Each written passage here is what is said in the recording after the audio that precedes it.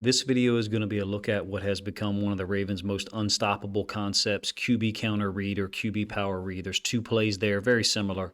Running back on the side of Lamar, he's reading something, either a front side or backside D end or an inside linebacker. The point of this video is to ask you, how many times running the football is too much? I don't think there is a number, me personally, just so you know. Before we watch the video, Lamar had 7 carries for 77 yards against the Giants. If he had one more carry, guys, maybe 2, we're probably 4-2 right now.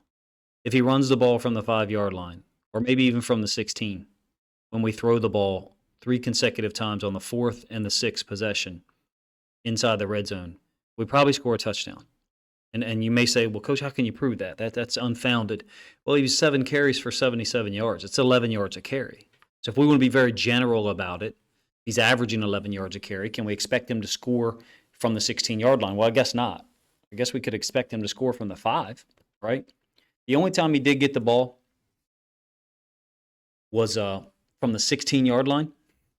He did have one run to get us down to the 5. I believe that's on the 6th possession, and he got 11 yards.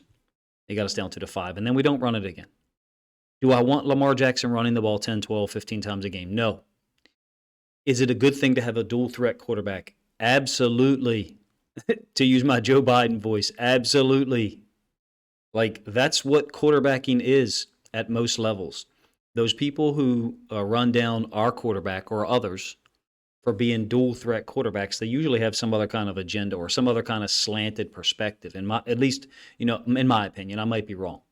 I just don't think there's anything wrong with having more options. And Lamar is the ultimate dual-threat quarterback, at least right now.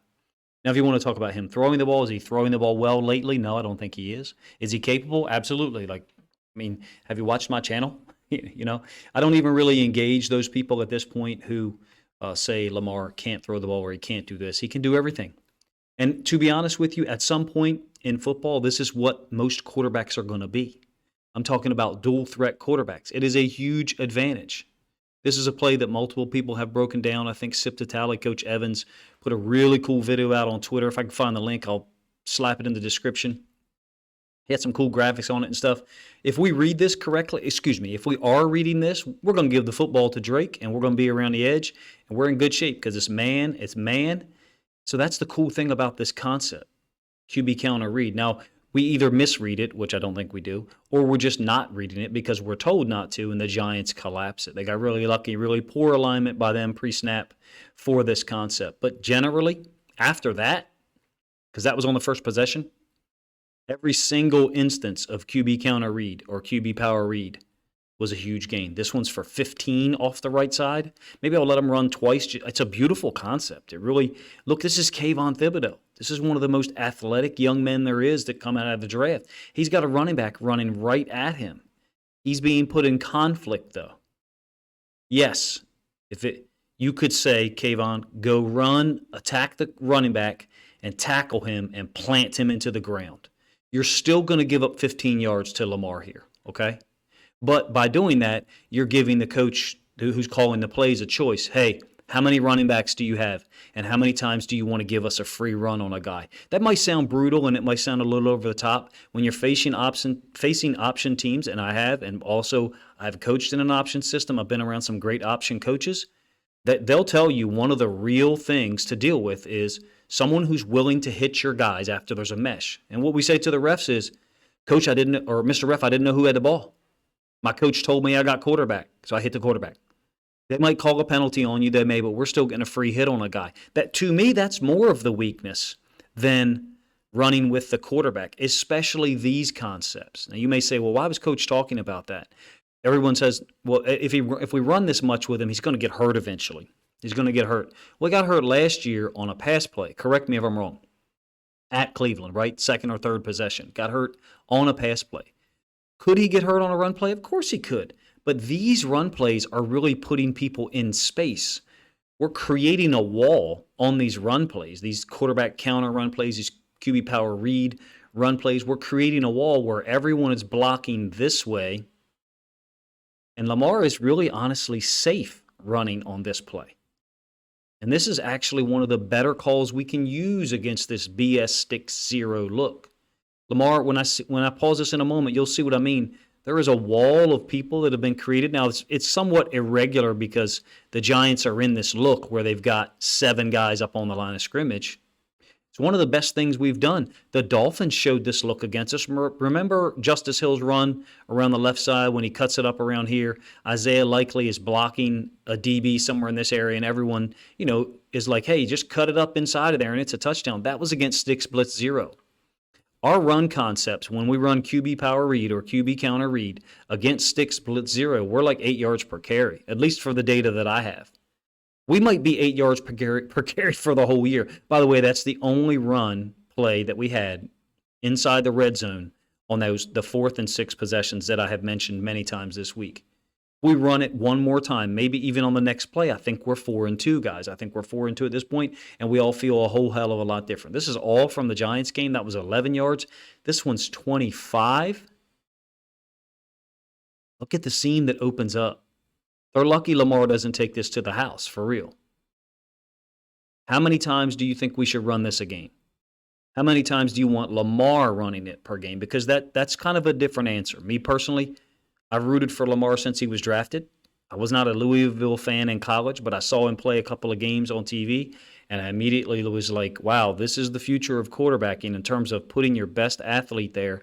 Actually, that's kind of a misnomer as well. I misspoke. That's always been who people put at quarterback. Yeah, they put him at running back or sometimes receiver, no doubt.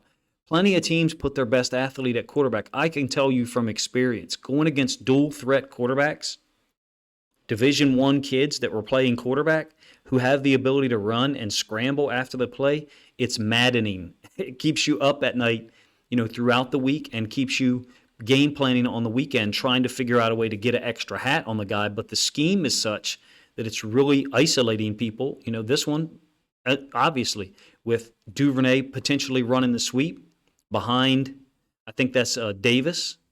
And then we're also, another beautiful element to this is they're playing man on Andrews. So he's pinning down on a defender inside. If we give this to Duve, we have the opportunity for a play. They have a hat for a hat here and then an inside out runner there. So we got to make someone miss. So Lamar keeps it, 25-yard gain. I don't think there's anything wrong with a dual threat quarterback. I think there's a lot of people who only watch the NFL or only watch Power 5 football, meaning the Alabamas, the Power 5 conferences, or what's going to be, I guess, at some point the Power 2, right, between the Big Ten and the SEC. There's a lot of people who only watch that, and that's their only connection to football. And so they think that Lamar is the outlier. He's not. There's more quarterbacks like Lamar in high school, youth football, and even college than there are like Tom Brady. Guys who can't, I don't want to be denigrate Tom Brady, but at this point with his age, he can't move. Right? He doesn't move well. Let's at least put it that way. This is one where the Giants defend it better than they have all game. We only get 5 yards, but you can see how isolated Kayvon Thibodeau is. Lamar is still keeping this, even though it kind of looks like he should give it. Thibodeau's kind of playing this half man, halfway in between the running back and the quarterback, and he's gonna have the opportunity to make a play, right? Okay. So either way, whether Lamar gives it or keeps it, but as soon as Thibodeau jumps upfield, Lamar's now got a seam off tackle, and we're in business. It's 5-6 yards, something like that. The Giants defend it better. Don't get me wrong. Look, I just think that this is a concept the Ravens should use in the red zone, and we should never do what I think we did on this play, which is tell Lamar what to do. I had a comment, I think on Twitter, talking about people telling Lamar what to do. It's a little bit of a mischaracterization on this play. I believe they probably told him to keep it. For real, I do. For whatever reason, probably just so we could get in field goal range. But if we do read it, that's Jihad Ward. I'm not giving you the end zone angle. That's Jihad Ward running down the line. If we give it to Drake, we've got 8, 10, 12 yards, no doubt. If we don't have 25, because these defenders are back to our guys, and we have the ability to make people miss with Kenyon Drake anyway, especially. Now, we didn't know that on the first possession, right? So just a little quick video about, the duality of Lamar Jackson being able to throw the ball, being able to run the ball. And in some of these situations where we're struggling in the red zone, I'm not sure why we're not running QB power. I'm not sure why we're not running QB counter read. or even just a design quarterback run play. You may be one of those people that doesn't want to see us run the ball a lot with Lamar Jackson. To be honest with you, I am too. I am one of those. I don't want to see us run the ball a whole lot with him, but when it is effective, when it is our best play, and when it comes down to either being 4-2 or 3-3, in my opinion, our offensive staff made multiple mistakes, but at least 3 of them was the play I just showed you there, which I've showed you twice, the QB counter read bash, where we didn't ask Lamar to read it. We just told him to keep it. Because if we read it, we either get the first down or we are in field goal range. So 3 more points at the end of the game would have been a totally different situation for a lot of reasons. 4th possession, we get down there to the 5, and we don't throw the ball. We don't run the ball at all. And then 6th possession, I think we're on the 16, or maybe I have those 2 backwards between the 4th and the 6th possession. At this point, I've referred to those possessions so many times, and I've watched the film of them so many times, like asking myself, why are we not running the ball here? I don't know about you.